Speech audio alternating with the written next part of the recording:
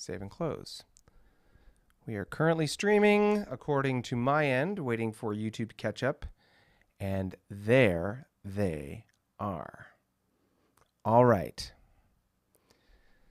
I'm going to record this one too. Just going to change the name. Live stream. Whoops. 2. And hit the record button. All right, for those of you who are just catching in here on the replay, what I'm doing is I am doing a quick test of the chat functionality that was going wrong this morning in this morning's live stream. You may have seen a very short or brief live stream, about 10 minutes long, moments ago. And the reason why that was up was to be able to test this very functionality. So I'm currently testing whether the chat works. Currently, as you can see, my test chat is working in the box. The question is, Daniel, if that's you, yeah, so you can see it, but I can't see it. Why can't I see it? Okay. Daniel, can you try and put something in the chat?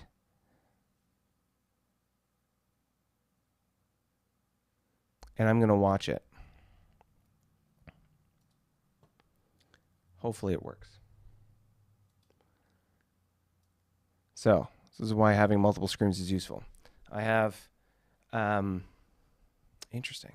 So I have my streaming software in front of me, YouTube on the right, and Discord on the left. So, Daniel, can you see my chat?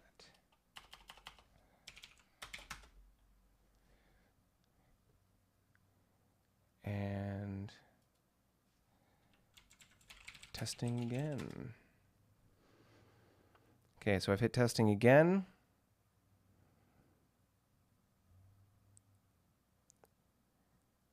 And I'm seeing it show up. Okay, so it's showing up on my end. Yep. Still testing. So Daniel's asking me, are you live again? Yep, I'm testing. Okay, Daniel is joining us here in a moment. As soon as you are on, Daniel, once you are here, once I see that you're here, can you type away in the chat and show me, just replied to you on your chat. Yes. Okay, so I see you here, and there you're showing up. Bam. There you go. Hoorah. Okay, so what happened, what I think is, I had a scheduled stream, which was happening tomorrow, and that will be this one again. I will do it again so all of you can see this one more time. So, yeah. Okay, so the chat's working. You thank the Lord, gracious me. So the live stream chat will still happen again tomorrow. It looks like when you have more than one scheduled stream or more than one sort of stream on the books, the Stream Elements plugin that I have doesn't know where to pull the chat from. So there is a confusion there. That, I think, is what happened because I had the scheduled stream for Sunday, which is tomorrow at around this time, actually about, I guess, 22 hours from today or from right now. So that was what it was supposed to happen then. And because I went and did scheduled the other live stream sort of concurrently in the sense that one was scheduled for today at 11, the other one was scheduled for Sunday at 6, but they were both scheduled at the same time.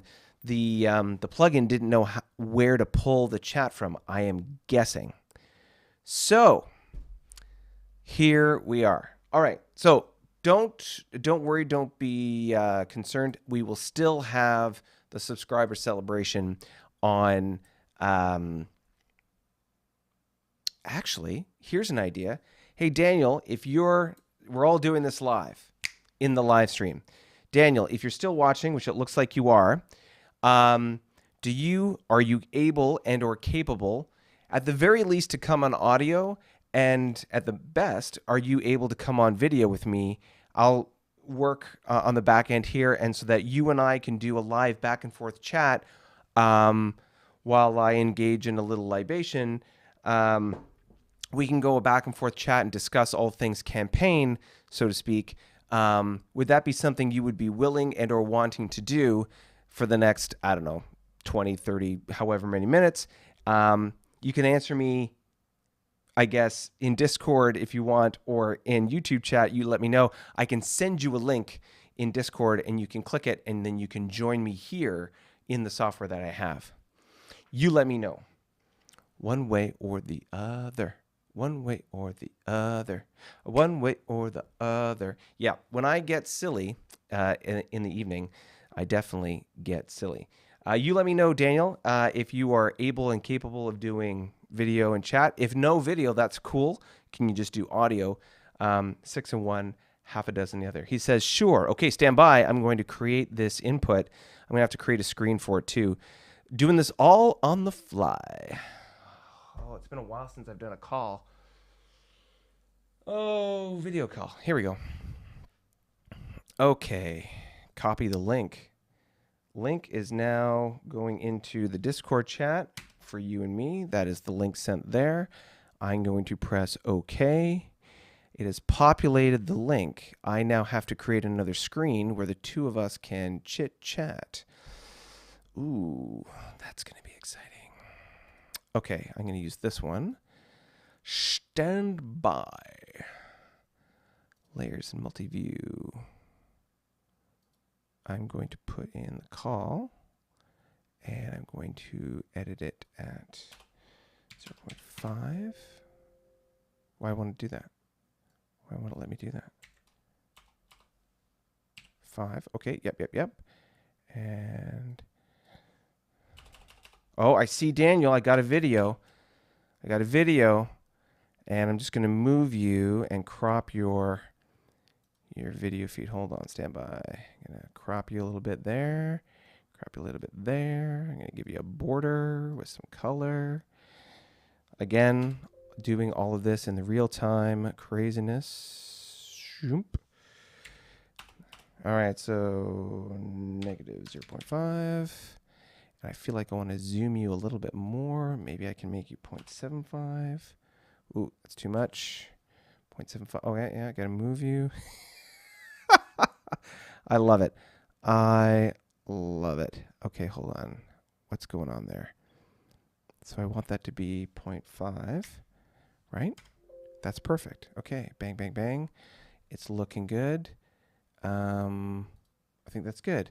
Okay, let's switch the screen and see if... There he is, ladies and gentlemen.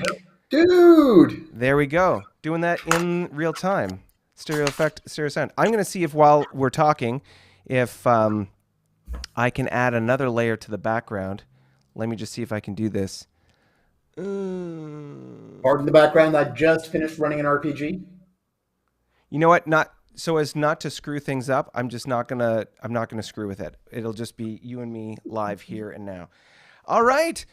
For anyone who is joining us, and I see that there is you and me as concurrent viewers. So, cheers to you, Daniel. Absolutely. Right on. Well, I'll have to change the thumbnail for this because it's still the Brews and Bloodwine as of right now, but I will change Let me it. grab a brew. Speaking of which, let's get a brew. All right. Oh, my goodness. All right. I'm going to see if I can also make another screen here. All right. Hey, we have more concurrent viewers. You know what? I'm going to, as we're doing this, I'm going to see if I can just populate this in the chat. Lovely hairdo, by the way. Yes. Well, I must say that I've been admiring your hairdresser for some time, and I can only do my best to try and keep up. To be fair. Let's see, my channel, it's going to make some noise here in a second. It says we're live. Can I grab I'm going to click the link, and I want to share. Not share as in performance share. She's got a far better body than mine, even at this age, to be fair. And I'm going to throw this in the chat for our... Chatting with Daniel live. Okay. All right. Well then, Bill is saying, "Hey, Bill, I've got you. I can see you in the chat on my other. I've got two screens. So for those of you who have never used vMix, vMix is the software production software that I use to be able to put this live on YouTube for all of us to see. I can see in my preview screen, which is this screen now. I can see, of course, Bill's chat, your Hey, chat, my Bill. chat, and now, of course, I've got the two of us, Daniel and Tony, split on the screen here now. So, for all of those who have not yet met our GM, our illustrious game master, ladies and gentlemen, welcome to Danielle. Now, Daniel is not to be called Dan. That would be a mistake. You call him Daniel. Show the respect.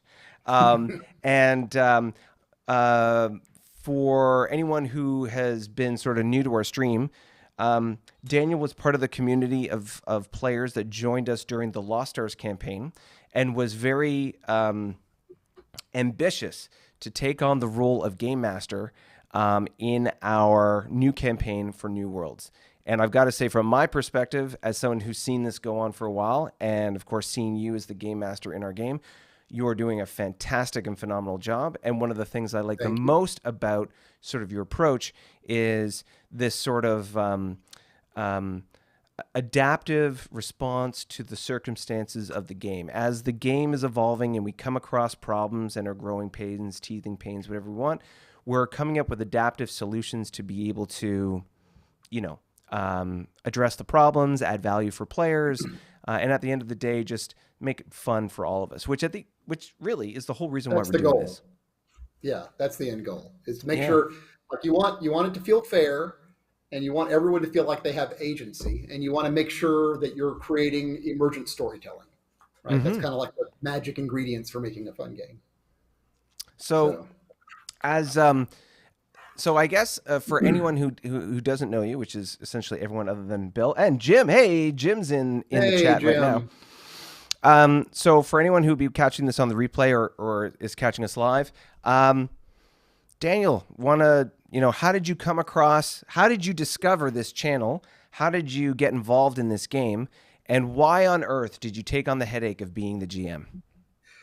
Well, I have played Starfleet Battles since the '80s, and had just recently gotten back into it. And to draw my friends in, to pull them into the game, I was painting minis because my people are very visual and they don't want to just play with little counters and stuff.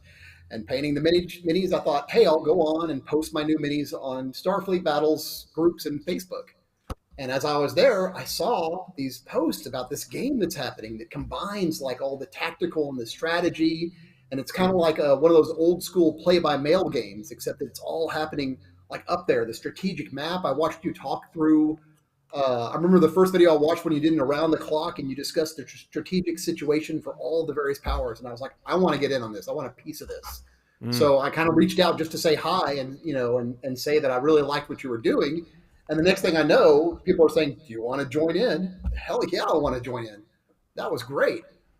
So I jumped in the previous game. It was really late in the game, and I got to jump in as a minor power, which was great. I got to kind of exercise the rules, see how the game plays, feel out the mechanics, and when the chance came, I thought, this is something that should keep happening. This is something that should go on. And we know a lot of people who had also, like me, seen the game and jumped into it late. And so I got to play as minor powers, feel out the rules. But this was a chance to start over. All the people who jumped in were excited about the game, could come in and be a real empire and really give it a shot. And I thought that's worth the work. That's worth making happen. So what was it about you jumped in and Mm-hmm. I guess from the Lost Stars bit before that game ended, Mm-hmm. what was, as a player initially, what was it about the experience of playing the game that you enjoyed? Like what, as a player faction, what was the thing that sort of scratched that itch or tickled your fancy, or what was it that you enjoyed? Well, I've always played 4X games, right? And we've all the old games, Masters of Orion, like Civilization, etc. But the idea of like other live real players. You bump into someone and you're not against an algorithm. You can't like gimmick your way past them with math. You've actually got to deal with another person. And then suddenly there's a galaxy full of people, all of whom you have to take into account. And it throws such a wild card in there that like it's just a new discovery every turn, right? There's no pat process to what's happening. There's no pattern that you can just say this is the way to win. Mm. And all the different personalities play in different ways. So adjusting to everyone's way when you encounter them is it just adds this layer of excitement to the game. What it's funny you mentioned like civilization and stuff like that. I know that from when I've been a Civ player since the first Civilization back in what was it like 92 or 3 or something, um, Yeah. really early.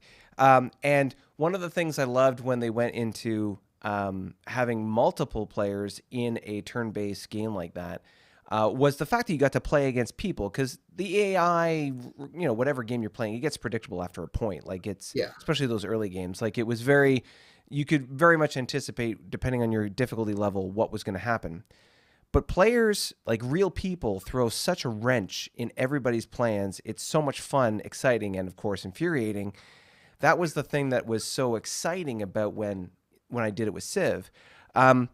What's particularly interesting here in this game is the sort of, I think anyone who's played an online game has the experience of playing with players who come in and they're sitting down there for the long haul. They're like, Yeah. okay, I'm gonna like build out my my defenses. I'm like, they are very careful and calculated in how they do things, and I've come across many players who are like that in this game. And then there's Mm-hmm. people who are like, in the old StarCraft perspective, they Zerg rush you, Oh yeah. And you got to and be ready for both. yeah, and the response to that is really interesting. And one of the things that I find very interesting, and it's a point that we've discussed and has sort of come up as a challenging point in the game, because this game is not only just a game that we're playing, but a community that we are participating in, that we're managing, that we're trying to add fun for everyone, right? So, Absolutely. and because it's a war game at its heart with some RP splashed in for flavor, there's conflict. And one of the things that we encountered early was, or I guess not early, this pre-existed, is this notion of like, it's a war game, but you're not supposed to fight each other. Yeah. Yeah, because you get the feeling that you're supposed to build an empire and go to war once your empire's ready, Mm-hmm. right? But depending on who your players are, that fight's coming sooner than you're ready. And one of the things I found really exciting about this was the idea that, at first you don't know who your neighbors are. Are you going to get lucky, have a couple of passive neighbors or wanting to like set up nice little fences and do their things behind it? Are you going to have like a rabid neighbor? Are you going to have somebody unpredictable? And like just the act of discovering that and then interfacing with them and then figuring out how in the world do I deal with these surprise neighbors Mm-hmm. is, part of the charm of the game, I think. Yeah, and it's funny because again, in the as far as the charm and the fun of it, that's what I love as a player is the excitement or the anticipation of who am I next to, and then engaging with that person and finding out how they play. And you could be unfortunate enough to have me as your neighbor, and then you've got this, backstabbing, two-handed, like just absolute Conniving. jerk of a guy as a player. Yeah. Or, you could have somebody who's like currently the Tholians and the Federation in our game are playing really nice with each other. They're like the perfect partners. They're getting along. There's no conflict. They're, working together. They're going to rule the galaxy, whatever. So, but it's interesting to see the dynamic. And I remember in the early days when we were still trying to figure out, I think almost everybody had a sense of where the Klingons were because, there were enough clues or breadcrumbs dropped, but you couldn't pin down exactly where I was. And then there was this issue or this question mark of who was next to me. And was it going to be the Lyrans?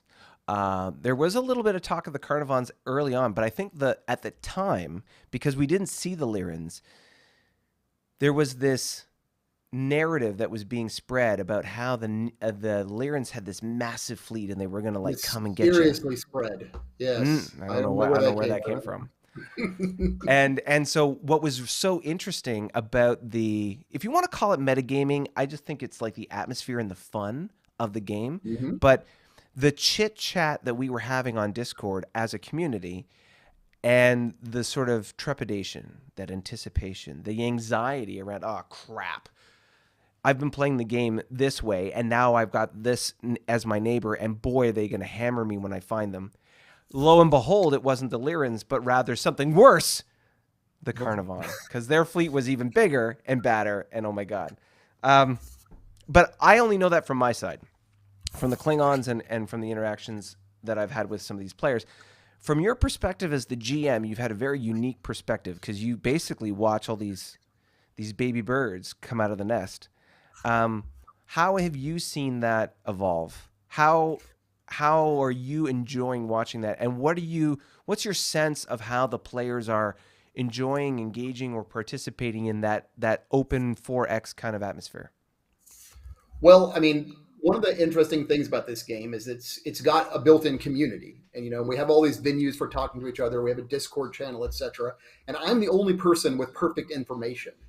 And watching everyone else deal with both information and disinformation, and in particular, how they deal with disinformation has just been sometimes hilarious and sometimes tragic, but always entertaining. Mm-hmm. For example, like, where are the Lyrans was a big question for a while. Where are the Carnivons? Who are my neighbors? But just watching people who discovered something and then deciding whether they want to share it or whether they want to conceal it in the way that they interact with people. Watching someone tell someone something while I'm watching their fleets sneak up to the border is so much fun. Oh, and it's so hard to stay quiet sometimes when I see these shenanigans going on. But It's it's yeah. funny. You've gone to the great effort of creating the turn basically zero to turn 50 maps, Mhm. and the burden has been, rather not the burden, the demand has been laid upon me that I shall create a video that documents the birth of every faction from 0 to 50 in the turns leading up. So Yeah. as I endeavor to create that content, what do you think from a macro level when you've watched every faction grow, mature, one might say? What are some of the insights you take away from playstyles, personalities, or what works and doesn't work in the game? Because we have some players in this game who have played Federation Empire before, and this is different.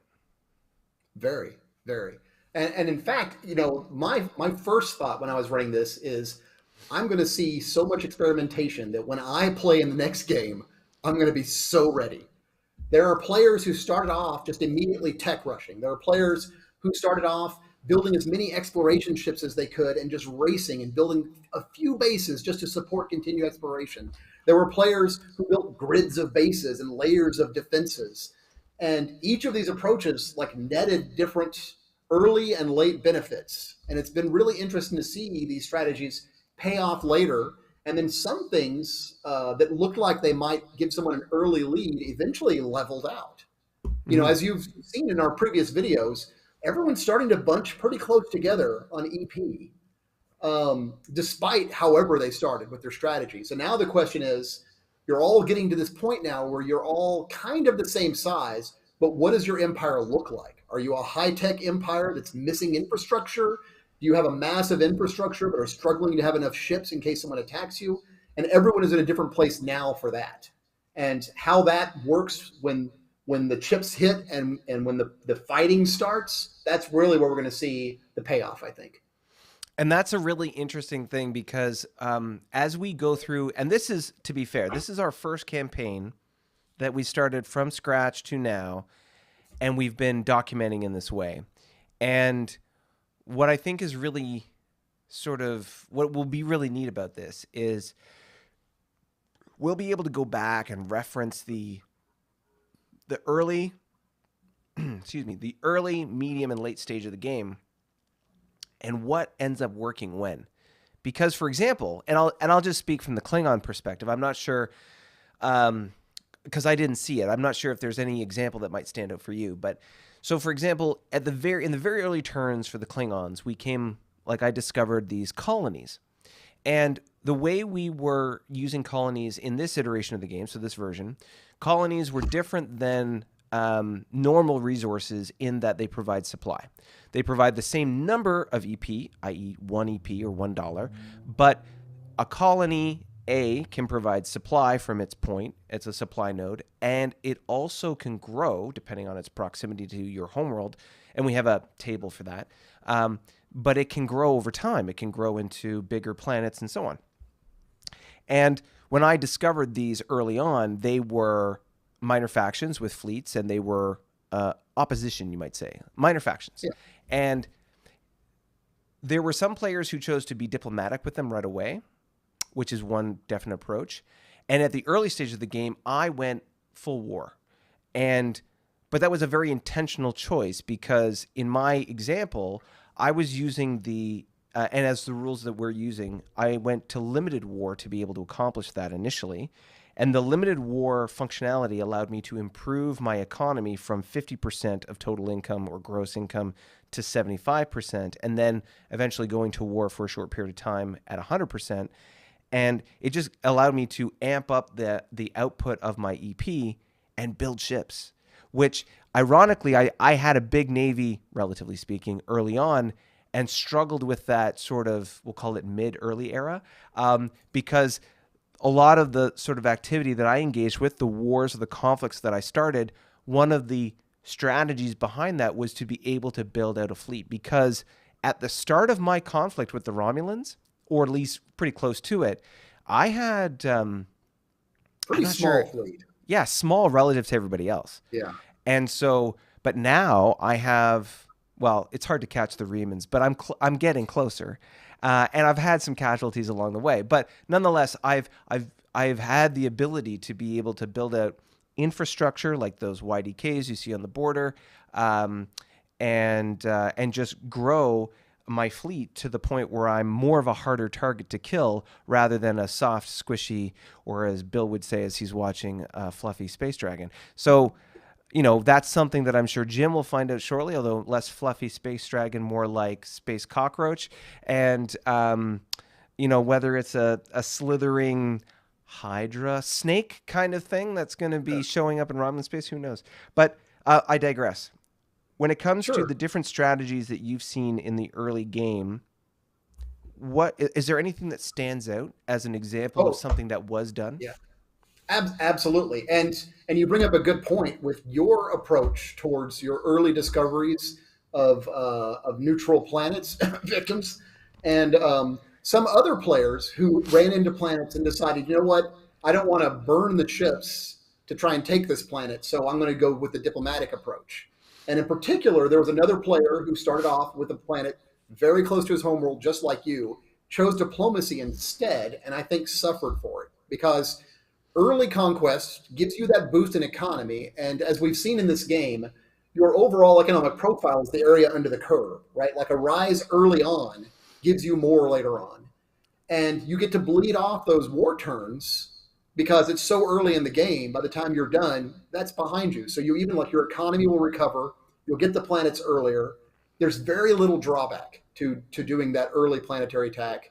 Although I think from watching what you did too, maybe more of that could be spent on infrastructure and a little less on fleet. But it depends a lot on the size of the map and how close your neighbors are. Mm-hmm. Mm-hmm. Yeah. Well, that's a really good point because, for example, when going into the conflict with the Romulans and then getting tag teamed by the Carnivon, I was particularly choked in.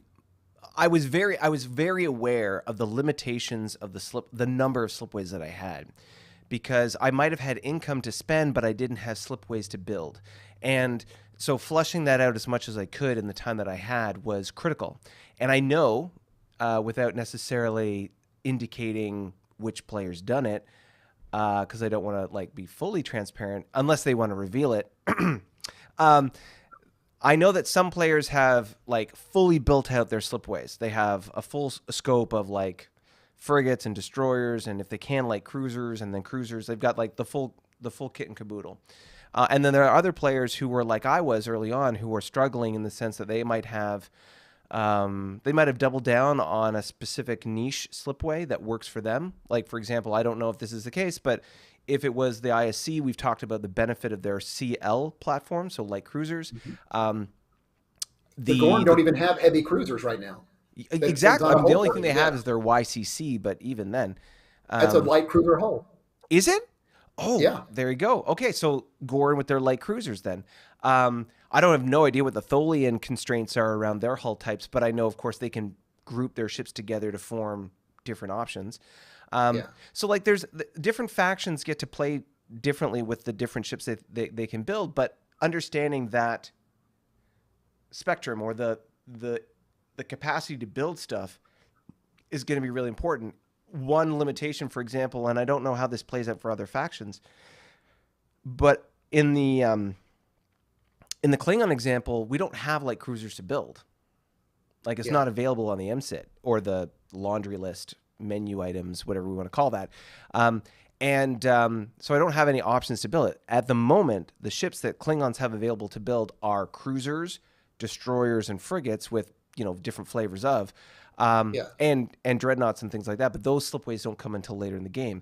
So it's really interesting to see that mix, and being able to have the capacity to build however many of those different hulls is a real sort of advantage.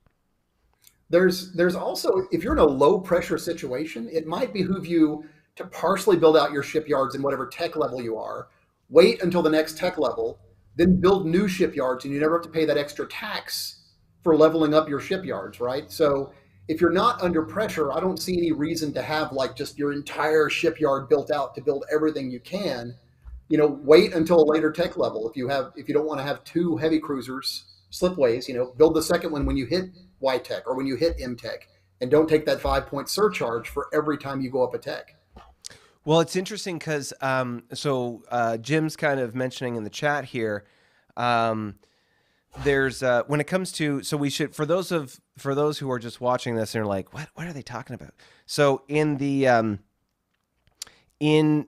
in the different slipways that you have, or the different ship hull classes that you can build, we have frigates, which are the smallest ships, then destroyers, both of which are what are called size class 4 hulls, which is not quite the smallest. I mean, there's fighters and pseudo fighters later in the game, but they're the smallest sort of main ships, major warships that you can build. And then above those two classes, frigates and then destroyers, you have light cruisers, heavy cruisers or CAs, and then above that, as far as size, there's the dreadnought, and you can go to battleship even higher than that. But at this stage of the game, basically the flavors of the month are frigates, destroyers, light cruisers, and cruisers.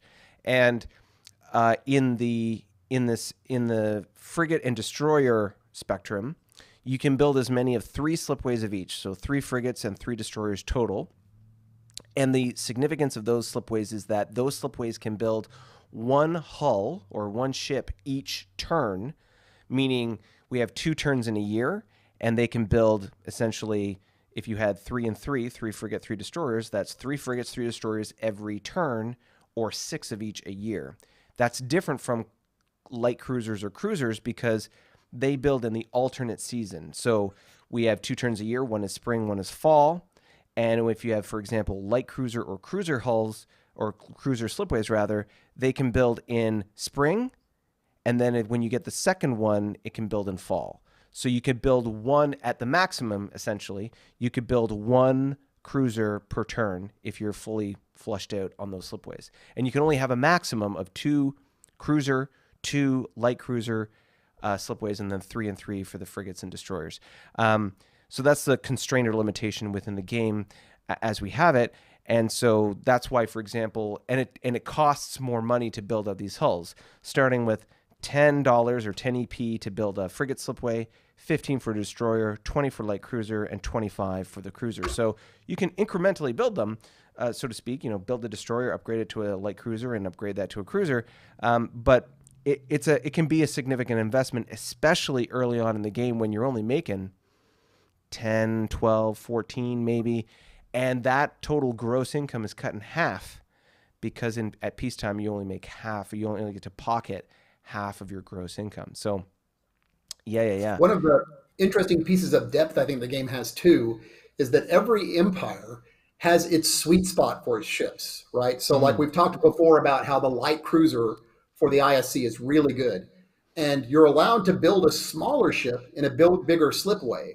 So, like if the ISC had a heavy cruiser slipway, he could still build that small ship and be ready when a bigger ship that's better comes out. So, Hmm. kind of figuring out, like, let's say I'm really good at my frigates are just amazing, right? So I could build 3 destroyer slipways, 3 frigate slipways, and put out 6 frigates a turn. So figuring out what the best medium is for down building is like a whole nother level to the game. Excuse me. Here's a quick question. Robert Martin has joined us in the chat. He's saying, so they are minor shipyards from F&E. I will raise my hand and say that the last time I played full tabletop F&E, I think I might have been 15. And so I'm well beyond that now, as my hairline might suggest. And so I don't remember. I haven't looked at the rules when it comes to minor shipyards specifically, only the tailored rules for this. However, I don't know if that's the correct interpretation. All I know is that in the context of the game that we play and the way the rules are structured in the sort of bespoke homebrew rules, slipways are designed in such a way that we have those different categories of hulls, like frigates, destroyers, light cruisers, dreadnoughts, and so on, and that they had the limitations that they have. I would have to read up on the minor shipyards to understand that relationship, unless maybe, Daniel, have you any exposure to those rules? I would say our rule set is more like a hybrid version of the basic F&E rules, where every empire has a schedule they build on, right? Like Mm-hmm. say the Klingons can build so many so many of the little F5s and so many D6s and so many D7s. Except these are the earlier years where we're slowly building out the capacity to hit the schedule that you get in the General War, and so you have to essentially buy each slot in that schedule as you grow your empire. And that reminds me of something that maybe not everyone's aware of. So as folks have seen in the live streams, we've been talking about mercs and Orion pirates. And that's become sort of a hot button issue for us in the sense of they've been a little bit overpowered in the current iteration that we've introduced. And so I don't want to say nerfed them, but we've adjusted things ever so slightly. Yeah. And one of the ways that we've done that is, after much debate, we've discussed that we're going to introduce ships based on the date of introduction according to the MSIT. And that doesn't only apply to the Orions, that applies to every player faction. Every player faction has this schedule, which traditionally ships are introduced on a certain year. And when you hear us talk about doing a tech rush or investing in tech, there are certain technologies that have a standard date of introduction. We can do research and development to bring that date of introduction for that technology closer to us, or forward. And so as we have a series, is that whiskey? I'm gonna have to Fireball. I'm gonna have to compete and get involved myself. I'm so jelly. Well, I'm gonna finish this guy off, and then I will tap into this ever so slightly. Right, MSITs. So date of introduction. So basically, every level of tech, W, Y, M, and GW, have sort of minimum thresholds they need to meet. And as a result, you're researching that list of technologies to be able to get to that milestone. Right now, most of us are in Y-Tech, all of us are in Y-Tech, and we're getting to M-Tech. There are certain technologies you have to hit at certain levels to get to M-Tech. And so we're working towards that, all of us. And once we get there, once we have all accomplished those technologies, then the date of introduction occurs. Now, let's say, for example, the normal date of introduction for the average, although I think it depends ever so slightly on the faction, let's say it's 120, like year 120. For some, it's 119. For some, it's 118. For some, it's later. But either way, your date of introduction is, if it's on average, we'll call it 120. So if your date of introduction your first M era ships, your freighters and your generic auxiliary ships is 120, then we start the clock at that point and start moving it forward. And so one of the things that's exciting, challenging, and fun about the Klingons, as well as the Federation and some of the other factions that are sort of more fleshed out in this way, the introduction of those ships is really spread out. You don't get, it's not like you hit MTech, it's like, hey, I'm the Federation, now I can build the Enterprise. Nope. No. As a player who played the Federation once in my first game, when MTech comes, the only ship you can build is the light cruiser, which is a 5.5 ship, and it's not bad, but that's all you can build.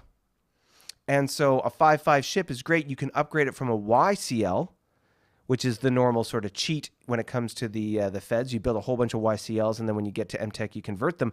But that's it. That's all you got. And then eventually you get to the old era CA, which is the OCA. And then you get to be able to build that, which is 7.8 ship. And then you get the CAM, which is like the very early pre-Pike Enterprise. And then you go on from there. Klingons, right. Same thing. They have a very stretched out introduction schedule. But there are fleets, or there are factions that have, because they're sort of less fleshed out in the lore. Carnivons, for example, they're going to start off, I think it's destroyers and cruisers or something like that. They get right away.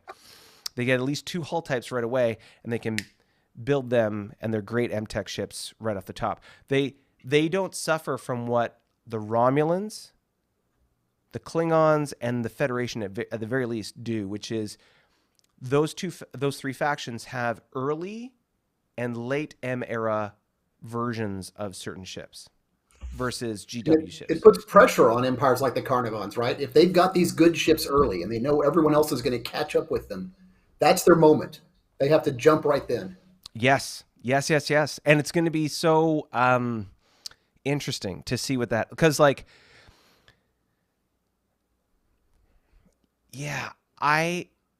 when is that going to happen?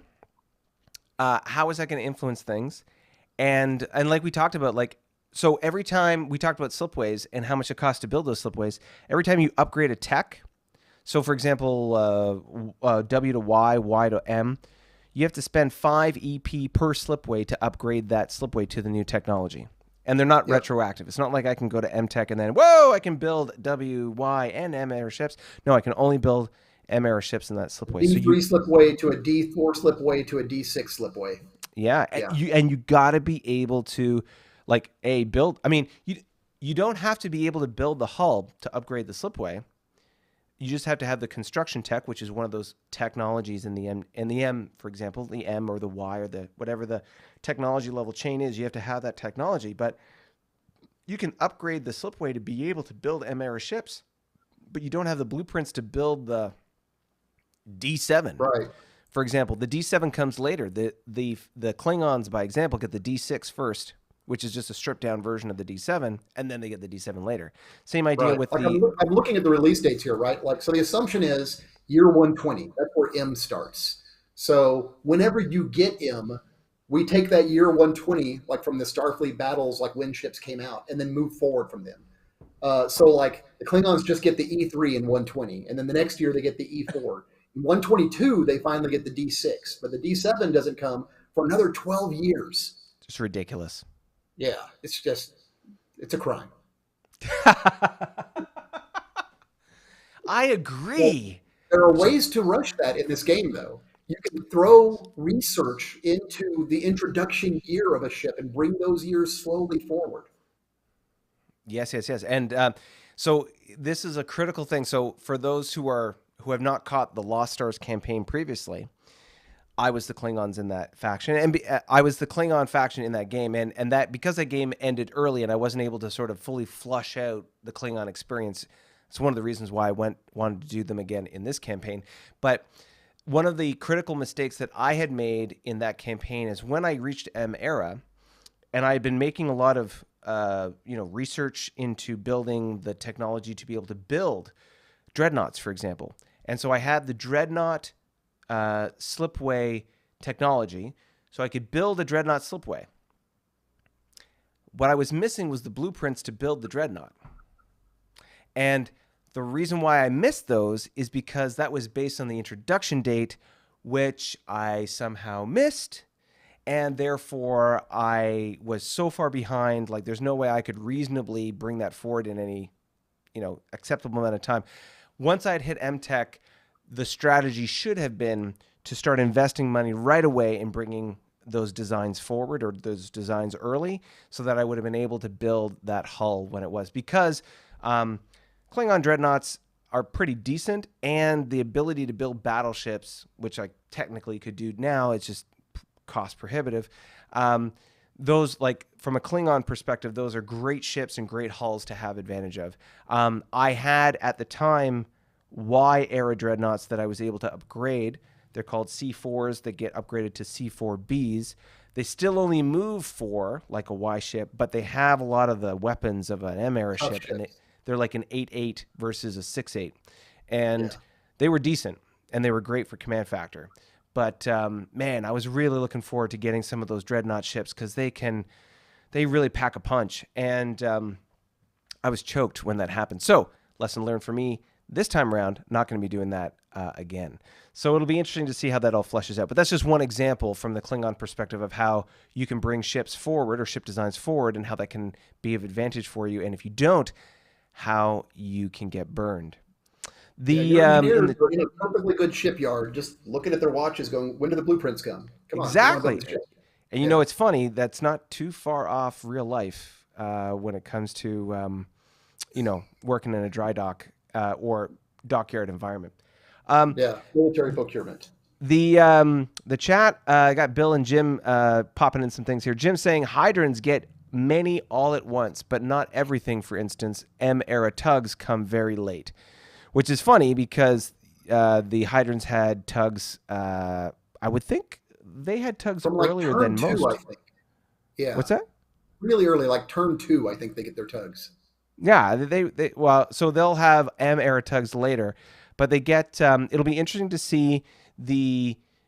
So for anyone who hasn't played Federation Empire or any of the ADB games, hydrants, one of their big things is they're really strong with fighters. So they have, most of their ships have the ability to carry fighters, like World War II era carriers were the projection of force for the U.S. Navy in World War II. So that being a big change in military doctrine versus the dreadnought, i.e. battleship of World War I, which was the doctrine of that time. So the transition from the battleship to the aircraft carriers being the dominant capital ship, that was the sort of the big transition. The hydrants rely on fighters, a carrier platform, and so it'll be very interesting to see how the hydrants come into their own as they get fighters in the M era. I'll be very interested to see how that comes about, because should be interesting. Right now, they're flying around like a big gun navy. It'll be interesting to see how they handle this shift over in technology, whether they stick to it or like move to much more of a carrier based philosophy. Yeah, and the tactics change, of course, with that too. I can't remember the details of the rule, but I know that when it comes to when you get carriers, you want to create carrier groups, and in the rules, there's a thing about. Basically, I think it's 2 escort ships you can have per carrier, and I can't remember. I think they have to be. In most cases, must have. You can't have a lone carrier. Yeah. So I can't remember if they have to be size class 4, or I can't remember the criteria around the escorts. Whether it's just depending on the carrier itself, like a super heavy carrier, like the Federation, CVA needs to have one size class 3 and one size class 4 escort. Oh, okay, there you go. Like the smaller ones require smaller escorts. So that'll be really cool to see when that comes up, and creating those battle groups or those carrier groups, and seeing how they're able to move around the map and cause havoc. Because, I mean, we've alluded to this several times, but if there's anybody who's going to be able to bring the pain train to the Tholian doorstep, it's the hydrants, and I fully expect, i.e. demand, that the heresy of the Tholians be squashed by the theocracy of the hydrants. I will gladly step out of the way and let you do that, Jim. But we'll just see how that goes. Let me see. Jim saying tugs on turn 3. Tugs on turn 3. I'm not sure what that means. That Turn means he 3. gets Tug's technology on the third turn of the game. Oh, okay. Gotcha. Yeah. Bill's saying I have to Gornsplain for my squishy friend. He got his tug not on turn 2, but before turn 4. Very nice. Thank you. Jim. And the Gordons are somebody who doesn't yet have a tug. We're like on turn I like know the in the Gordon. That's 50s. crazy. Yeah. So this is interesting. So Robert Martin's in the chat. He's saying in F&E, fighter replacements are free, but that's not the case here. True. Yeah. So I can't remember. Is it 0.5 EP per fighter or 0.25? What is it? I thought it was 0.5 per fighter. Jim will correct us, I'm sure, immediately. But I think it was 0.5 per fighter. Yeah. So it's essentially the same as repair factor for ships at Starbase, for example. Right. And, I'm looking forward to seeing this campaign play out to see if that is the right place for it to be. Right. There are players who use lots of fighters who think that might be too much. And perhaps they're correct, or perhaps they love fighters. We'll see. Yeah, it's going to be interesting because for example, what we've seen in a lot of the combats is frigates being used like fighters would, in the sense that they're used as chaff. You cripple them and away you go. So fighters wouldn't be crippled; they'd just be destroyed. But the advantage of fighters versus how we're using frigates at this point is frigates have to go back to a starbase to be repaired. Fighters instantly get repaired as long as you're within supply. So Yep. you pay the money, you're within supply, and they automatically repopulate versus with the frigates and stuff, you have to actually move them back to a base and repair them. And fighters are in addition to the maximum number of ships you can command, right? Yes. So you could have 10 ships, and I could have 10 ships plus fighters. Yes. Yeah. So Because the maximum fleet size is a huge constraint in fighting in this game. Mm-hmm. And the fighter factor, is going to be a huge game changer when it comes to how fights are fought. Because in my observation of this game, of course, being completely biased, 100%, I see two factions in the game being overly dangerous. One is the Hydrons, because when they get fighters, that's sick OP, sickly legit overpowered, and it's going to be a huge pain in the ass to deal with them. And then the second is the Tholians. And it's interesting because I've never seen the Tholian strategy in full effect in stereo sound, so to speak. I've seen Tholians played, and I've seen aspects of their strategy used when it comes to Pinwheel. However, I have yet to experience, although I hear the rumor of, the incredible intransigence. Oh my God, I can't say the word. Intransigency. Oh my God. You know what I'm trying to say.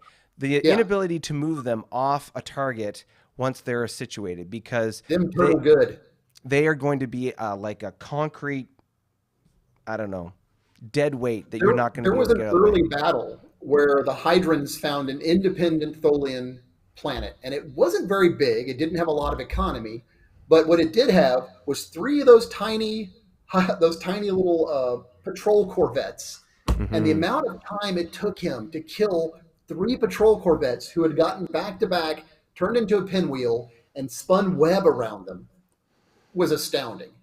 Mm-hmm. I just shudder to think what an assault on the Tholian Empire would look like. Yeah, and that's why things like if you're looking at a intransigence, there we go, intransigence. Thank you, Jim.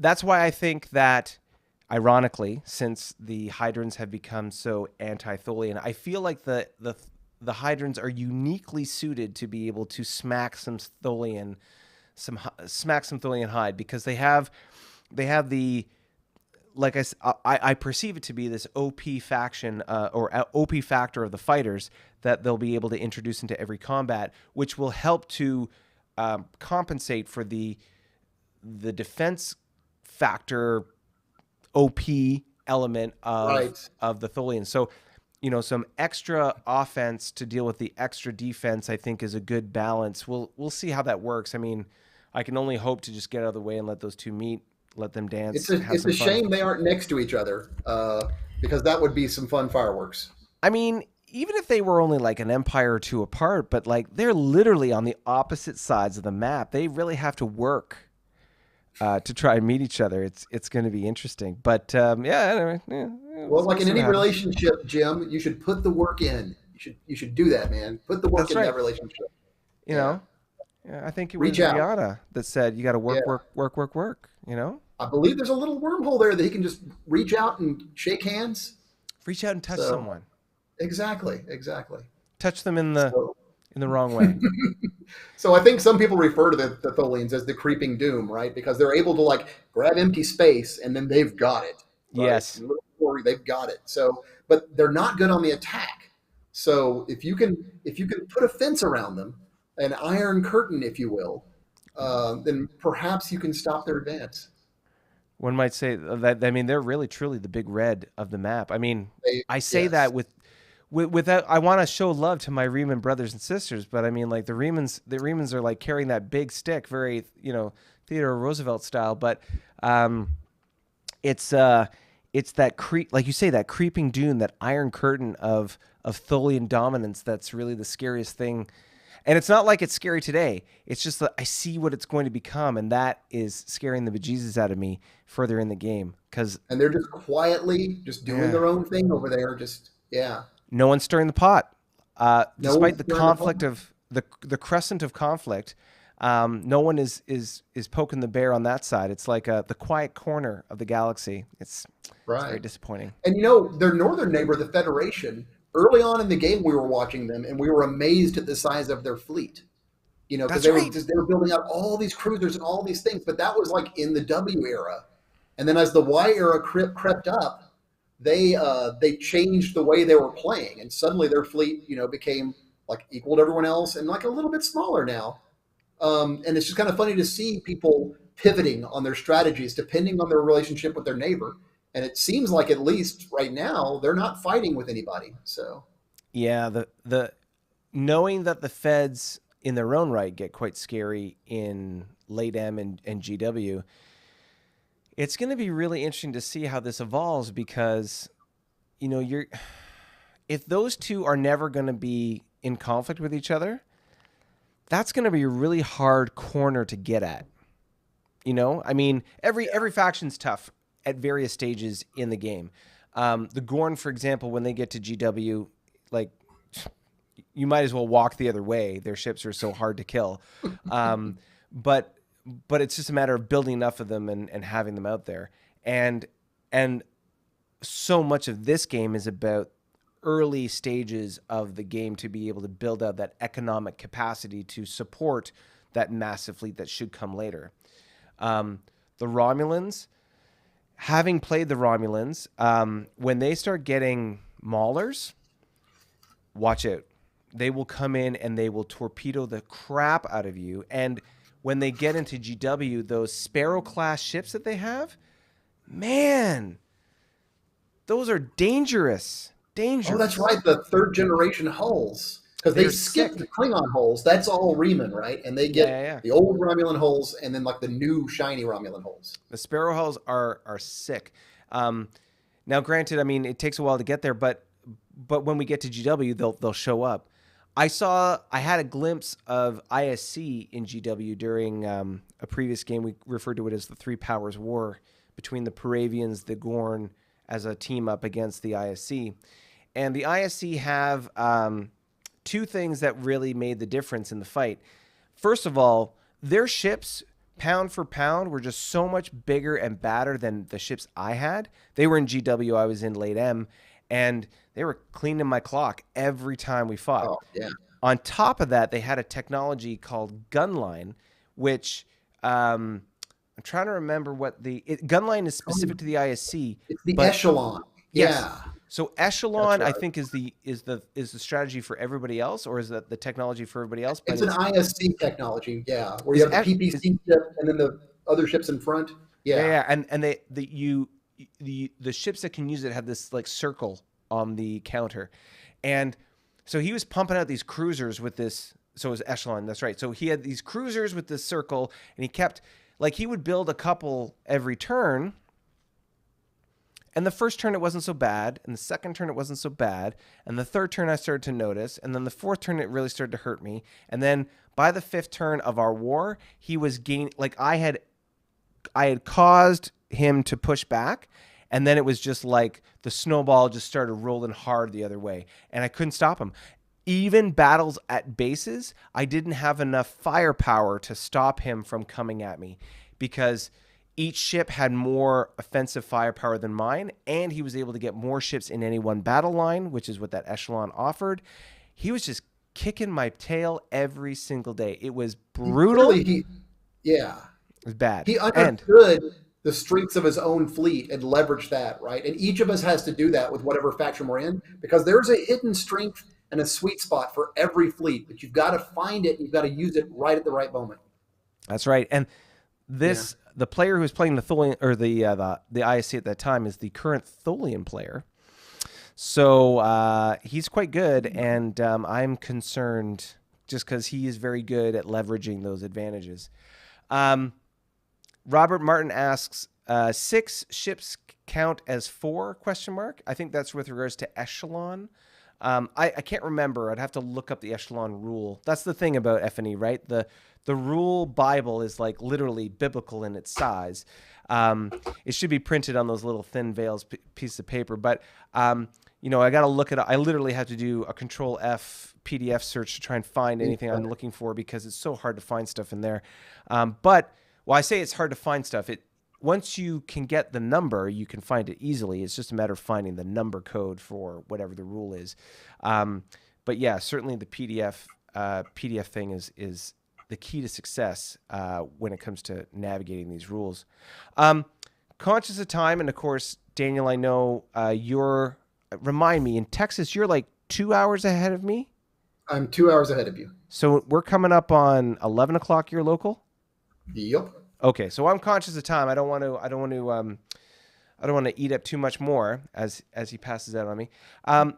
One kind of question, and I know this is sort of a community question outside of our game, but in the span of like all things ADB.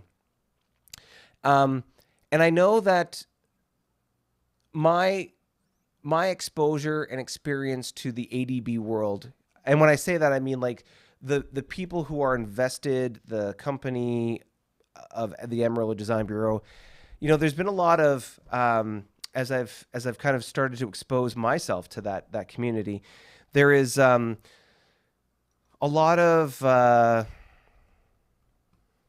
concern around making sure that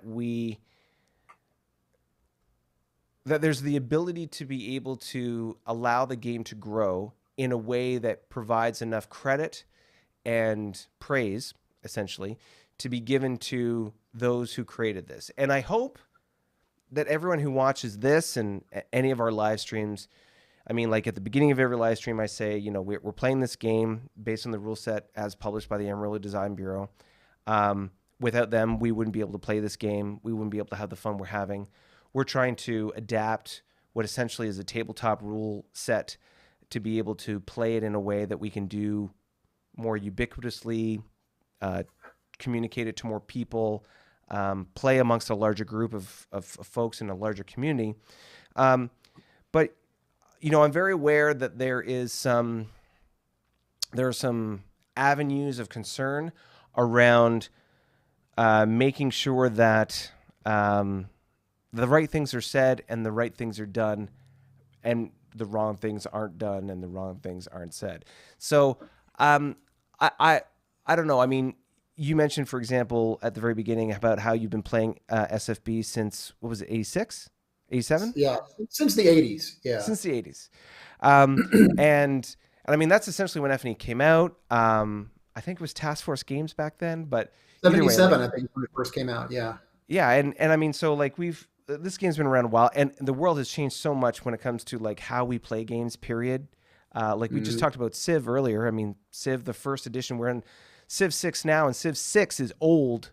like really old at this point as far as computer games go. So, it's things move on. But I guess I would ask of you and maybe any and everybody that's watching now live or in the future on the replay, what do you think is the best way that we can truly pay homage to and give credit to ADB and the community as a whole for the resources, the assets, the rule set that we have, like the game that we're playing? How can we really give praise where praise is due and at the same time add value to the game or the experience as a whole? Well, like you said, this game has been around for a long time. It's very deep. It has a deep history in the real world, but more particularly, the game itself has built this consistent interior universe that we all love. Right? It's not TV Trek, past the '70s. It's its own world that is so real to us, and we're so passionate about it that we want to see and play What If. We want to be Harry Turtledove. We want to pull out the Axis and Allies map and say, what would happen if this was tried instead? And the fact that we're so connected to that world that we want to play around and experiment and see, like, what if I was the admiral of the Klingon Empire, or what if I was the Hydrons and could hold back the tide? Like, that speaks volumes, right? It's the love of that world that drives everything we're doing. And I think that shines through every time we talk about the game. I hope so. Because, like you say, I mean, like this was born of and lives in the universe of like TOS and TAS in the original animated series, not things like Lower Decks. Great series that is. But yeah, like, being able to be so enthusiastic, invested, interested in that world, and to be able to, like you say, play the what if, like what if I was playing the Federation, the Klingons, or whatever faction it is, and being able to go out there and do this in whatever way we want to play it. Yeah, like that's just going to be fun. I just want to make sure that everybody, if they're, this is a dream, a wish, an aspiration, one might say. Tell me your dream. Let me pour the last of my beer into my glass and let me tell you a story. Well, Bones, I have a dream. One day, I'll be sitting here doing a live stream, and somebody from the core ADB community will jump on. Someone from the company, someone, I don't know, someone somehow formally affiliated with the group. They'll reach out and they'll say, "Hey guys, we love what you're doing. How can we help?" And then that's going to open all sorts of opportunities and dialogue and discussion. Because it would be so cool if there was a way to be able to take this game that we play, this interpretation of the Star Trek IP, and God knows there are so many issues when it comes to IP and Star Trek. It's infuriating. But if there was a way for us to find a way to let or encourage or perpetuate F&E to a second, a third, a different life, because I get the sense, and this is my fear, is that I really enjoy playing this game. I would never have played this game in the way that it's being played today if it wasn't for a core group of folks that I came across here where I live, who sort of invented the way that we're playing it today. We took that version and have since grown it to what we have now in the live stream as we have it today. And if this community doesn't grow, if our interest doesn't spread, then it's just a matter of time, before F&E goes the way of the dodo. It's not a game like Monopoly or Risk that'll live on in infamy forever. But it's a game that is, like Axis and Allies, complex enough, and God, the rules are so big, that there needs to be a way for us to be able to find a way to champion it, to communicate it, to propel it to greater visibility and popularity for those of us who are truck fans, because I didn't know it existed until the 90s. I never had an opportunity to play it other than that one time when I was like 15 on a tabletop. And I really like playing it the way we play it, using a computer, being able to see it on Vassal, and using spreadsheets and stuff to be able to manage the economy. Like, I find that a very fun way to do it. Is there a better way to do it? Maybe. But it would be really cool and a great opportunity, I think, to be able to work with the creators of the game, to be able to find a way to reach a bigger audience, to spread the word, the love, the fun, and build the community out. Because I remember, and I really enjoyed SFB when I played it, but I didn't get back into it until I played SFC, Starfleet Command, which was the interplay game that came out in the late 90s and early 2000s. Granted, the first two versions of that game were not as good as the third. The third was like the pinnacle of that version. But I'll be an SFC 2 man to the end. SFC 2. 2 was better than 1 without a doubt. There were just fewer bugs. Yeah. But yeah, like it was the ability to take control of a starship, have like that interaction, fire phasers, photons, like that's what you do in SFB. Yeah. But it was the ability to do it in a computer game on like on your PC that really made that difference. And of course that came out, I think SFC 3 came out in coordination with Nemesis at the time. And so that, you know, that pushed that forward. Really, really enjoyed that game. I would love to see, if there was a way, some flavor, version, iteration of that from a strategy standpoint in if there was a way to do that with F&E. Because as we know, and I'm going on a rant here, thank you for listening. F&E is the strategic level of the tactical level gameplay we see in SFB. We saw in that computer game, SFC, they had something called the Dynaverse, which was like their really simple version of this kind of F&E scale strategic move. I remember the Dynaverse well. Yeah, and that was great. And if there was a way, I don't know how to do it, but if there was a way to be able to marry the two, to have F&E happen and somehow be related to or have a relationship with a SFB kind of computer game. It doesn't have to be a computer game. It could be this. It could be a dynamic, online, digitally engaged community that, for example, let's say we have a battle. You and I have a critical battle. You're the Feds, I'm the Klingons. We have a critical battle occurring in our campaign between your 5 CAs and a lollipop scout versus my 3 DCs and my battle cruiser B-10 or whatever it is. But we need somebody to play that out for us. Mm-hmm.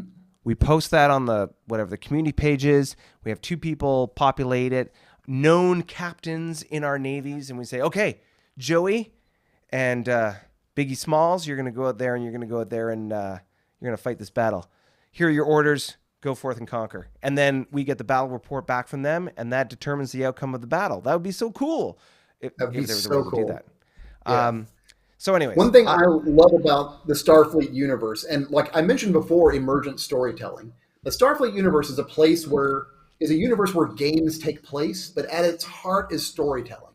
The first thing you do after each captain's log that you buy, you read those stories, right? Like that's really the core of what's happening here is you and somebody else are creating a story in Star Trek, what we've been doing since we were kids. You know, you want to go out there and make stories.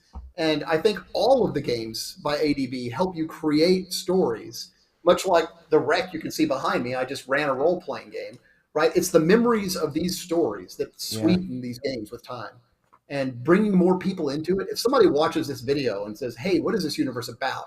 Goes and gets a captain's log and just reads the first story in it, they'll be hooked. I got to say, I really, I've always been a big fan of the Star Trek verse, whatever flavor you want. Like Shatner's, Jean-Luc Picard. I love Patrick Stewart. It took me a while to warm up to Patrick Stewart, but I did. I didn't like DS9 at first. It's not my favorite, but I appreciate it. Basically, every version of Trek I've loved and appreciated at some point.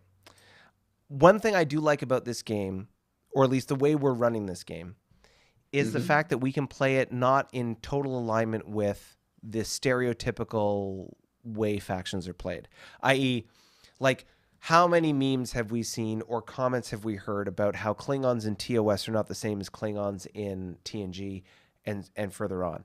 Like, the way Klingons are played in those two different eras from an actor's perspective is different. The storytelling is different. Yeah. Romulans, for example, in TNG are these devious, backhanded, backstabbing, nefarious folks. In TOS, they seem more like noble warriors, more akin to what we think of as Klingons with that noble warrior mentality. So there's flexibility there. For me, the thing I love about the way we're playing this particular game in our ability to tell stories is our ability to touch, pull, and tap into sci-fi of all flavors. I've not made any. My God, words are escaping me. You haven't been coy about I've your not been coy influence. Yes. about my inspiration from Warhammer 40K. I've got to say, as a military guy, the mythology and the storytelling around the Space Marine factions and the Horus Heresy of Warhammer 40K immediately appealed to me from that warrior mentality. And there's all sorts of different flavors of it. They have 20 different legions. I mean, granted, if you're into Warhammer 40K, you know what I'm talking about. But long story short, they have personas, they have different stories and backstories and narratives around each of these factions within the human part of that storytelling. And to be able to play this game in a way that allows any player to pull in inspiration from different sci-fi franchises to enhance storytelling, to create a different way of telling the game, telling the story and playing the game. I really enjoy that. I would hope that any future iteration of our game would not pigeonhole anybody to say, if you're playing Klingons, you got to play them this way. You can play them whatever way you want. After all, the gift that keeps on giving, Gowron, is he was a certain kind of Klingon. Duras was another. Worf is like, I mean, I don't know. The stoic straitjacket he lives in is unique to him. There's all sorts of different ways you could play a Klingon, and I'm sure the same way with a Romulan. And we've seen Captain Kirk versus Spock versus countless Federation characters have been different versions of or different flavors of how you can be a Federation captain or commander, and the same is for every other faction. So where am I going with this? If there's one thing fans love, it's mashups, right? Yes. Take your favorite stuff from this, take your favorite stuff from that, and just be it. See where it takes you. Absolutely. Robert Martin says, going to be squats again, I hear. He's making reference to on Friday, April 1st, Warhammer 40K released a short little video snippet making reference to squats, which are basically space dwarves that had sort of disappeared from the Warhammer 40K verse for some period of time. They're back. And so that would be a fun faction. It's not just April Fools? It was not. It's real deal, Holyfield. Squats are back. And so that's cool because squats are a great faction. Like, think of dwarves in any fantasy realm that you've ever heard of or seen of, and put them in a sci-fi verse. It's fun. So it's going to be cool. After all, in Warhammer, it's like space elves versus humans. Space orcs? There's space orcs, and what's the equivalent of chaos? I guess just evil undead kind of bad guys. And yeah, they've got all sorts of different factions. They got space cyborgs, space robots, all sorts of stuff. So they fit into these generic. Oh, and the Tyranids. I love StarCraft because StarCraft stole everything from Warhammer, and Zerg are Tyranids, Space Marines are Space Marines, and the Protoss are essentially the Eldar of Warhammer 40K. And we know that they're popular because, oh my God, StarCraft was very popular. So, anywho, I don't want to go on too long. Daniel, thank you so much for your time this evening, and thank you for helping. Thank you for everybody for helping me prove correct this chat functionality. If for whatever reason you fear that you have somehow missed the live stream for tomorrow on Sunday, that is not the case. We're still going to do the live stream tomorrow on Sunday at 6 o'clock Pacific time. We'll be live here. You will see the same thumbnail go right back up, and I'll replace the thumbnail that is associated with this video with a new one. But that's still happening tomorrow. One of the things I'd like to ask for everybody who has either been in this chat or is going to be watching this later and then going to be showing up on Sunday is, what do you want to talk about? This was a great opportunity to be able to test this, confirm that the chat functionality is back, to be able to do this face-to-face with Daniel. Do you like the face-to-face? Do you want to see more? I'll bring other players in to be able to do this same thing. It'd be awesome. And I think that'd be great, especially if we're going to talk about different factions, the factions that they play. And also, do you want to talk about the new... I'm really excited about the new Star Trek Strange New Worlds, series that's coming. Because Anson Mount, I think, does a very good job of playing Pike. I like his interpretation of the character, and his energy is right. Yeah, he's got a great sort of charisma. I love it, and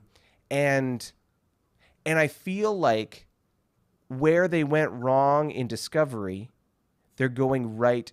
At least based on the trailers that I've seen, they're going right when it comes to Strange New Worlds, and you may or may not like one or the other. We can have a discussion around that, but it would be fun to be able to have that chit chat around. If you want to talk about that, the different series that are coming out, we can talk about. I mean, Bill's getting into the 40K stuff, and Robert Martin too. Hey, we can talk about 40K if you want. I'm cool. We can talk about whatever you guys want tomorrow at 6. But either way, think about what it is you want to raise as an issue, as a topic of discussion, and we can get her done. One thing I do want to say just before we sort of carry on here is Robert Martin, says that he is going to... I am going to Amarillo this summer to play F&E. I will put in a good word. Yeah. Mind you, I don't really know anyone associated with ADB. So I would, if I lived in Texas, I'd love to be able to go down to their office, wherever that is, and knock on their door and say, hey, what's going on? My name's Tony. I like your game. Let's talk. But either way, it'd be fun to be able to chat with these guys and get a sense of what's going on. I mean, I do hear rumors about how protective they are around their IP, and I totally understand that, and I appreciate that and respect it. The question is not about, and Daniel, you know this, but for anyone who's ever watching, from a professional standpoint, I do all things project management, and one of the things I do love is the agile mindset. One of the key takeaways or the key sort of statements around that is providing value to your stakeholders early and often. So in the context of being able to provide value to the players of this game early and as often as possible, and to the community members of anybody and everybody who is associated with the ADB, how can we, as part of this community, add value and contribute to the growth of this game, the community, and hopefully the success of ADB? How can we do that so that this game continues to grow, continues to be profitable, and doesn't go away? Because I enjoy playing it, and it would be a shame if it somehow disappeared in some way, shape, or form. So that's where I'm coming from. That's what I'm saying. It'd be nice to see and chat with somebody from ADB about that at some point in the future. Anywho, all right. Well, I'll sign off. Thank you so much, Daniel, for your time and testing everything. I'll switch over to the chat here. And thank you everybody for joining us on the live stream today for this test and everything that we've done here. I will, for those of you who are part of our Discord, I'll be kicking to the Discord here in a second, and I really appreciate everybody. I will see you tomorrow at 6 o'clock. That is Sunday, 6 o'clock Pacific time for our live stream. If you have been watching this long on this live stream, then be sure to hit that thumbs up. I'm looking, Carissa although I wish was a real person. That is really something I hit in Stream Elements to be able to test the system. So if you like this stuff and you're not already subscribed, please consider subscribing. If not, just give us a thumbs up if you like it, especially if you've lasted this long. And if not, any of those other things, come back to us on Sunday at 6 o'clock Pacific time. You'll join us live. And of course, you can also join us on every Saturday at 11 o'clock Pacific in the morning, or at least Pacific in the morning, for our daily updates, weekly updates on the campaign, how things are going, and of course, the new and exciting developments in the New Worlds campaign. So, with all that said, thank you very much, and I will bid you adieu. Bye for now, everybody. Ciao.